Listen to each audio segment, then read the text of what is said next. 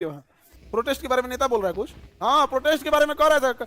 देखो बिहार का है नहीं, अब तुम समझना ध्यान से, बिहार में फैक्ट्रीज क्यों नहीं आती है, उसका सबसे बड़ा तुम्हें जीता जागता उदाहरण देते हैं। अभी हम लोग बीपीएससी के खिलाफ आवाज उठा रहे थे। सरकार के एक प्रवक्ता हैं, क्योंकि सरकार जेडीयू की है तो उनके पास पूरा पावर होगा। उनका कहना है, खान सर कोचिंग का पूरा मानक फॉलो कर रहे हैं कि नहीं। आप समझो, उनका क्वेश्चन नहीं है, धमकी है। कौन फैक्ट्री क्यों आएगी बिहार में?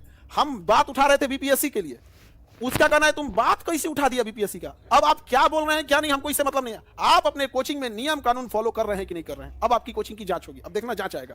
इसी वजह से फैक्ट्री नहीं आती है कि अगर वो कभी कोई अपनी शिकायत करने लगे तो उसकी जांच कर देगा। कोचिंग पर एक्ट कम ही लगता है, फैक्ट्री पे 35-40 नियम लगता है कि उसकी बाउंड्री कितनी फीट छूटी होनी चाहिए, चिमनी कितना ऊंचा होना चाहिए। मतलब अगर कोई भी इंडिया की फैक्ट्री अगर उसको गहनता से जांच कर दिया जाता है, किसी न किसी चीज में फंसा देगा। अब कुछ भी नहीं फंसाया, कहा कि इंस्पेक्शन में बहुत सारी अनियमितता दी गई, इसे बंद किया जाता है। 3 महीना तो ऐसे ही बंद कर देगा, हाईकोर्ट दौड़ते रहिए। यही वजह है कि नहीं आ रहा है। धमकी हमको खुलेआम दिया जा रहा है कि आपकी भी जांच होगी, कोचिंग एक्ट फॉलो कर रहे हैं कि नहीं कर रहे हैं। समझ आ गया कि नहीं आ गया? आप भी जेल जाइएगा। तो जेल से हम डरे हैं रे, तुम्हारे जेल से डरे हैं। तुम ये बताओ,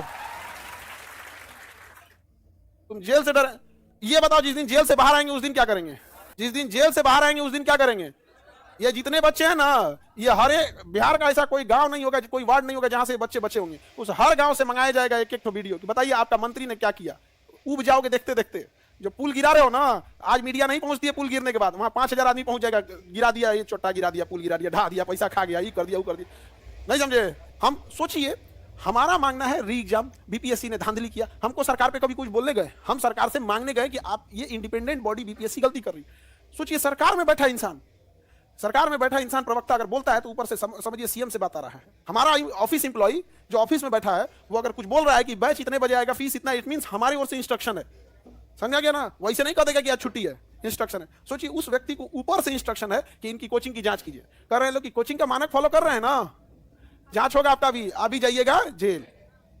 केवल इसलिए कि हम मांगे क्यों? इसलिए कोई फैक्ट्री उक्ट्री नहीं आता है। हमारी मांग है बीपीएससी से, आपको मानना है नहीं मानना है मत मांगे। आपकी हिम्मत कैसे हो गई आगे यहाँ जांच करने के लिए? और हम यहाँ कोई फैक्ट्री नहीं चला रहे हैं, आप इसको बंद कीजिएगा, हम सड़किया बैठ के पढ़ाएंगे।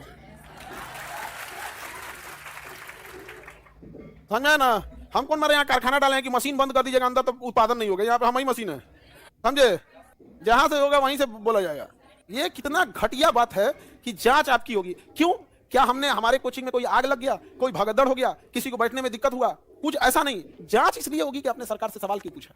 उसके बाद कहेंगे लोग फैक्ट्री नहीं आती है, फैक्ट्री वाला पागल है। अभद्र भाषा, जूता नहीं मारे, ये गनीमत है उनको। बच्चों का भविष्य खराब कर दिया, ये उस चोटा को नहीं दिखा, उसको दिखा हमारी भाषा क्या है। ये गाली गलौज, ये अभद्र भाषा किसी महापुरुष के लिए नहीं बनाई गई है। इसका आविष्कार हुआ है ऐसे जलील लोगों को बेइज्जत करने के लिए, उसी के लिए हुआ है। ट्वीट कर रहा है, ट्वीट। अरे उसको करने दीजिए। ये बताओ, इंजेक्शन, अगर किसी को इंजेक्शन लगाना है, क्या स्वस्थ आदमी को इंजेक्शन मारता है? तो डॉक्टर किसको इंजेक्शन मारता है? जो बीमार हो गया। अब वो बीमार आदमी कहे कि तमीज नहीं है, घोंप दिया, यहाँ दर्द हो रहा है, तुम किस काम का है, बदतमीज, पढ़ा लिखा है, सोचो इसको तकलीफ नहीं समझ में आती है, अच्छा खासा शरीर, छेद दिया यहाँ पे। भाई तुम्हारे में दिक्कत है, तू छेद रहा है, तो हम गरिया रहे हैं, तुम है उस लायक। समझा? काहे नहीं हम किसी और दूसरे को गरियाए? नहीं समझे? और दोबारा कर रहे हैं, भाषा और क्लिष्ट होती जाएगी। समझा गया? तुम महापुरुष नहीं हो। बच्चों का भविष्य खराब करने वाले को गाली गलौज सही बात किया जाता है। ये बना किस चीज के लिए? सही लोगों को गाली देने के लिए।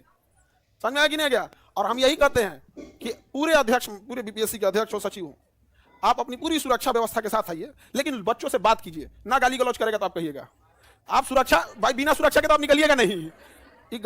हमसे कह रहा है लोग कि इतने बाउंसर लेके क्या कर रहे हैं। वो मैनेजमेंट के हिस्सा थे, उस समय हमको ले गए थे, बाकी आप लोग को वही संभाल रहे थे। दूसरा, हम चोरी डकैती करके नहीं ले गए, अपने पैसा से ले गए थे उतने लोगों को। कोई सरकारी गार्ड लेके, हमें को मामली नेता हो गए तो 20 लेके घूम रहे हैं। तुम बताओ, जनता के पैसा से जो पुलिस में भर्ती हुआ था, बिहार की सेवा के लिए हुआ था, तुम अपने पीछे घुमा रहा है। तुम बताओ तुम्हारा गार्ड कहां से आया? हम तो पैसा से दे के गए, भिखमंगा थोड़े हैं हम। नहीं समझे? तो हम किसी दूसरे के पैसा से लेके जा रहे थे जी, हम तो अपने पैसा से लेके जा रहे थे। कोई ऐसा थोड़े कि हम मतलब सरकार के भरोसे बैठे थे कि ना हमको आप गार्ड दीजिएगा तबे जाएंगे, नहीं तो नहीं। सब हम तो अपने पैसा से गए थे। तो उस पर सवाल उठा रहे हैं लोग कि अब सरकार का कोई भी बताओ, कोई फैक्ट्री वाला आएगा? कोई भी फैक्ट्री वाला नहीं आएगा। क्यों? तो वो अगर जांच बैठा देगा सब, कोई ठीक नहीं है।